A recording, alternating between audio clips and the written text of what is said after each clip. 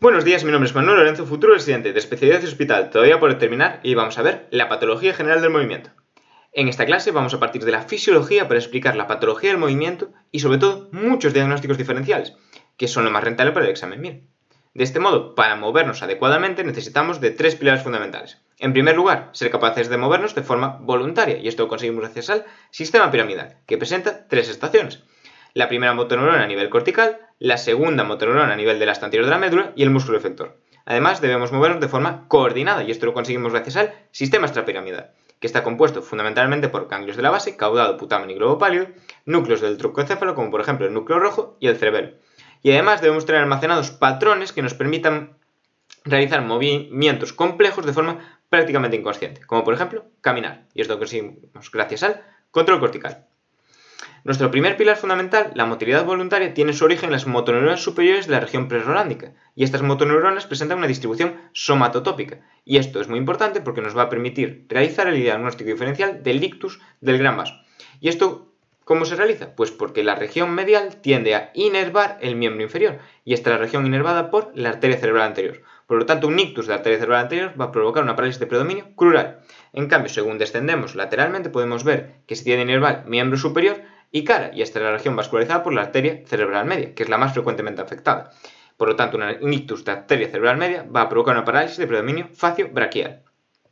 Los axones de estas motoneuronas bajan de forma compacta por el brazo posterior de la cápsula interna, atravesando los ganglios de la base, dejando por fuera el globo pálido y por dentro el caudado y el tálamo, como podemos ver en esta imagen.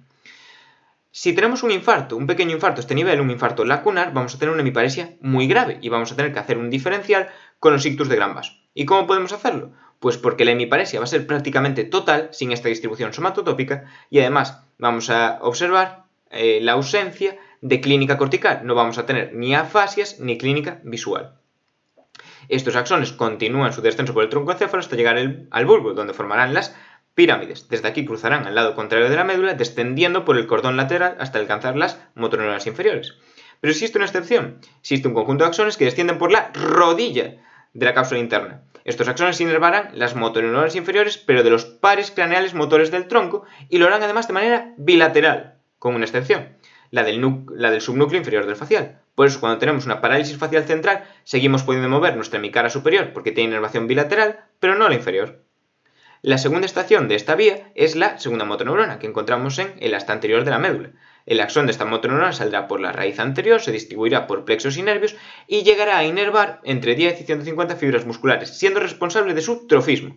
Esto es lo que conocemos como unidad motora. Además, el axón se comunicará con estas fibras gracias a las uniones neuromusculares, que funcionan de la siguiente manera. Un potencial de acción alcanza la terminal presináptica provocando la apertura de canales de calcio y voltaje dependiente. El calcio entrará en la terminal y provocará la liberación de acetilcolina, que se unirá a los receptores postsinápticos de acetilcolina provocando la contracción muscular. Si tenemos una lesión, ya sea de primera o segunda motoneurona, siempre vamos a tener debilidad, parálisis. Pero ¿cómo podemos diferenciarlos? Para esto debemos recordar que la primera motoneurona tiende a inhibir la médula, a inhibir los reflejos y a disminuir el tono. Por lo tanto, si tenemos una lesión, tendremos hiperreflexia, tendremos aparición de reflejos que no deberían aparecer como el Babinski y aumento del tono, espasticidad, que es la dificultad para iniciar el movimiento. Esto no lo debemos confundir con la rigidez, que es típica de los trastornos del sistema extrapiramidal, como por ejemplo el Parkinson, que presentará una dificultad para el movimiento en todo el arco del movimiento, no solo al inicio, sino en todo el arco del movimiento en rueda dentada.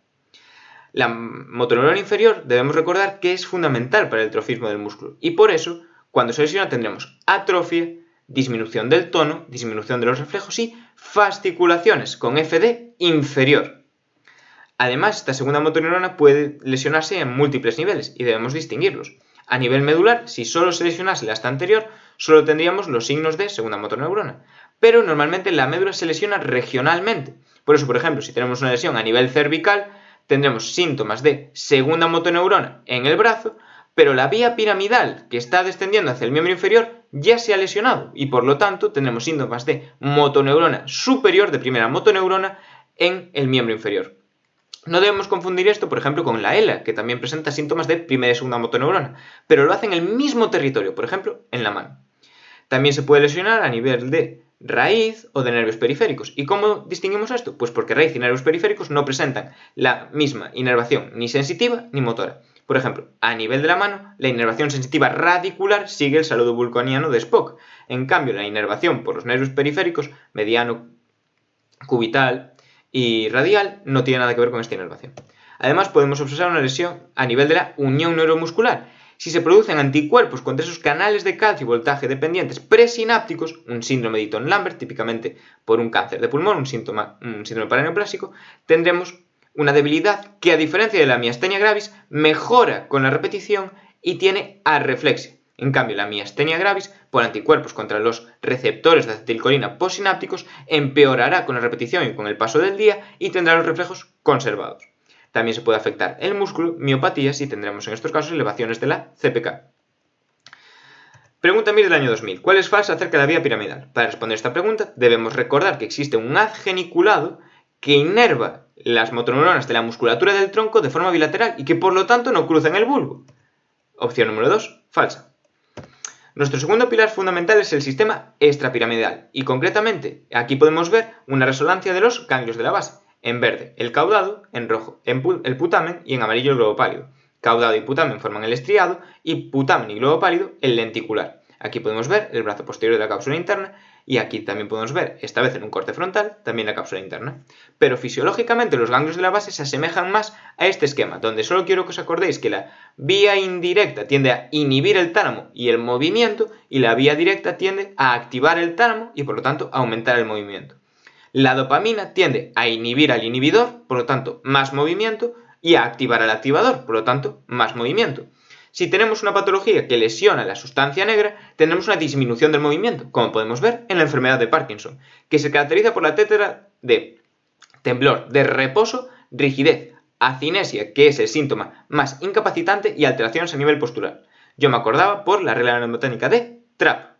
Pero a consulta el paciente no va a venir con Parkinson, va a venir por ejemplo con temblor y vamos a tener que diferenciarlo del temblor esencial. ¿Cómo lo hacemos? Porque el Parkinson suele ser de inicio unilateral, es un temblor de reposo y no mejora con el alcohol. En cambio, el temblor esencial, que además tiende a ser hereditario, es frecuente que lo hayan tenido sus padres y madres, suele ser simétrico, es de acción o postural al agarrar algo, afecta sobre todo a manos y cabeza y mejora con el alcohol. También podemos tener lesiones, por ejemplo, en el núcleo subtalámico, que tiende a disminuir el movimiento. Por lo tanto, tendremos movimientos de gran amplitud a nivel proximal, es lo que llamamos balismos. También se puede lesionar el estriado y en este caso tendremos movimientos irregulares a nivel de la región media del miembro superior. Coreas. Existen múltiples causas de corea, como por ejemplo la fiebre reumática y la corea de Sydenham. Pero la que primero se nos viene a la cabeza es la corea de Huntington, que a partir de ahora para nosotros va a ser la enfermedad de los 4. Porque es una enfermedad autosómica dominante por afectación del cromosoma 4 debido a la repetición de tripletes, más de 40 repeticiones de CAG, y que afecta al núcleo caudado, que suena como 4. Además, el tratamiento es la tetrabenazina. También por lesión del estriado podemos presentar atetosis, que son movimientos lentos y continuos a nivel de manos y pies. Como podemos ver, estas patologías presentan una distribución de proximal a distal, como la regla mnemotécnica de barbacoa, ba de balismo, co de corea y a de atetosis. Pregunta 1000 del año 2003. Acude a consulta un paciente que presenta temblor al sostener, es decir, al realizar una acción que mejora con el vino y su padre también lo tenía. ¿Por qué no es Parkinson? Porque estamos hablando de un temblor de acción, no de reposo, y el Parkinson no tiene por qué mejorar con el alcohol. El cuadro que más coincide con este enunciado es el temblor esencial. Muchísimas gracias, mucha suerte a todos y a por todas.